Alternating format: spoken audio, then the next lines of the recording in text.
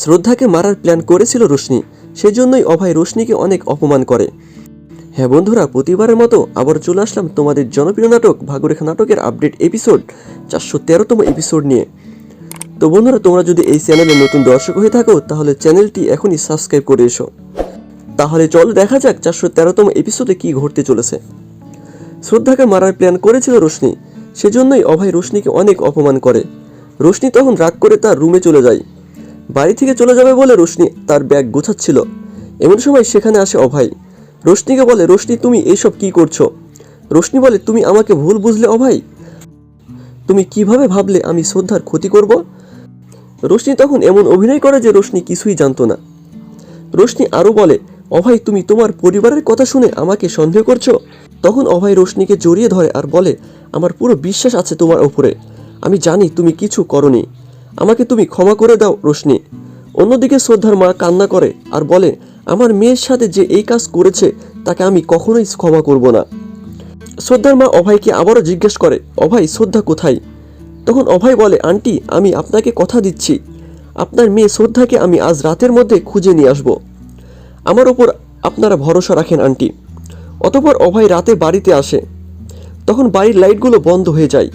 তখনই সেখানে আসে রোশনি নতুন ড্রেসে। তখন অভয় ও রোশনির মধ্যে শুরু হয় রোমান্টিক মুহূর্ত। অভয় তখন সেখান থেকে চলে যায়। রোশনি অনেক রেগে যায়। অতঃপর অভয় আসে শ্রদ্ধার কাছে। অভয় শ্রদ্ধাকে অনেকবার ডাকে, কিন্তু শ্রদ্ধা অভয়ের ডাকে সাড়া দেয় না। তখন অভয় শ্রদ্ধাকে ফোন দেয়। শ্রদ্ধার ফোনটাও তার টেবিলের ওপর রেখেছিল। তখন অভয় অনেক ভয় পেয়ে যায়। অভয় মনে মনে বলে, শ্রদ্ধার আবার কেউ কোনো ক্ষতি করবে না তো? অভয় যখন শ্রদ্ধাকে কোথাও খুঁজে পাচ্ছিল না, তখন অভয় অনেক চিন্তিত হয়ে পড়ে। অভয় যখন একটা রুমের ভেতরে ঢুকে তখন দেখে শ্রদ্ধা তার রুম গুছাচ্ছিল। তখন অভয় রেগে গিয়ে শ্রদ্ধার হাত চেপে ধরে আর বলে, তোমাকে আমি খুঁজে বেড়াচ্ছি আর তুমি এখানে বসে আসো? তোমাকে না দেখতে পেয়ে আমার কত চিন্তা হচ্ছিল জানো শ্রদ্ধা? অনেক রেগে গেছিল অভয়। অভয় বলে, আজ যদি তোমার কিছু হয়ে যেত তাহলে আমি মরেই যেতাম। তখনই শ্রদ্ধাকে জড়িয়ে ধরে অভয়। আর অভয় কিছু করতে না করতেই এসেছিল রোশনি। রোশনি দরজার আড়াল থেকে সব কিছু দেখছিল। রোশনি মনে মনে বলে, আজ যদি আমি অভয়ের পিছু করতে না পারতাম তাহলে আমি সত্যটা জানতেই পারতাম না। তখন রোশনি সেখান থেকে চলে যায়। আর শ্রদ্ধা বলে, আমাকে ক্ষমা কর অভয়, আজকের পর থেকে আমি আর এই কাজ করব না।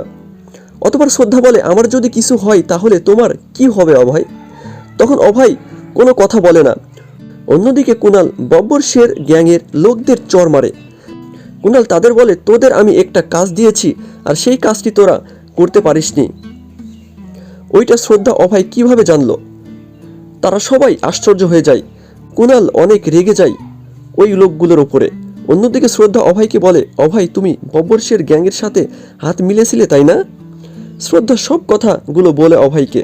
তখন অভয় বলে, তুমি সব কিছু জানার পরেও তোমার বোন কীর্তিকে কিছু বলনি কেন? তখন বলে, কারণ কীর্তি তোমাকে পুলিশের হাতে তুলে দিত আর কীর্তির ওপর হামলা তুমি করেছিলে না অভয়। তখন অভয় বলে, আমার ওপর তোমার একটু ভরসা নেই শ্রদ্ধা? শ্রদ্ধা বলে, তোমার ওপর আমার অনেক ভরসা রয়েছে অভয়। শ্রদ্ধা অভয়কে অনেক বোঝায় অভয় যেন আর কোথাও চুরি না করে সেই জন্য। তখন অভয় বলে, তুমি কোনো চিন্তা করো না শ্রদ্ধা। ওইদিকে ত্রিপাঠী পরিবারের সবাই যখন শ্রদ্ধার চিন্তা করছিল তখন রোশনি কান্না করতে করতে বাড়ি থেকে বেরিয়ে যাচ্ছিল। অভয়ের মা তখন বলে, তুমি কোথায় যাচ্ছ রোশনি? তখন রোশনি বলে, আমি বাড়ি থেকে চলে যাচ্ছি, আমি আর থাকবো না এই বাড়িতে। অভয়ের সাথে আমার বিয়ে হবে এর কোনো গ্যারান্টি আছে আন্টি?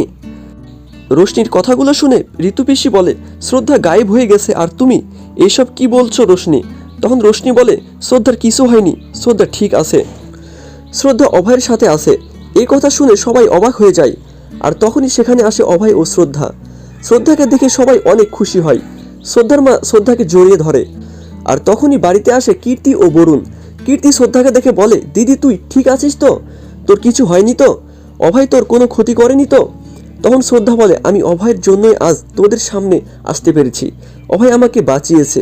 শ্রদ্ধা সব কথাগুলো খুলে বলে সবাইকে। আর তখনই রোশনি বলে, অভয় তুমি কাকে চাও? তুমি কি আমাকে বিয়ে করবে অভয়? তোমার ওপর ভরসা করে আমি এই বাড়িতে আছি। তখন অভয় রোশনিকে বিয়ে করতে রাজি হয়ে যায়।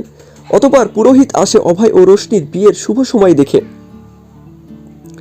এবং তাদের দুজনের বিয়ে ঠিক হয়ে যায়। এবার কি অভয়ের সাথে রোশনির বিয়ে হয়ে যাবে? সেটা তোমরা দেখতে পারবে আগামী 414তম এপিসোডে। ততক্ষণে তোমরা এই চ্যানেলের সাথেই থেকো এবং হ্যাঁ, তোমরা যদি এই চ্যানেলে নতুন দর্শক হয়ে থাকো তাহলে চ্যানেলটি এখনই সাবস্ক্রাইব করো। ধন্যবাদ।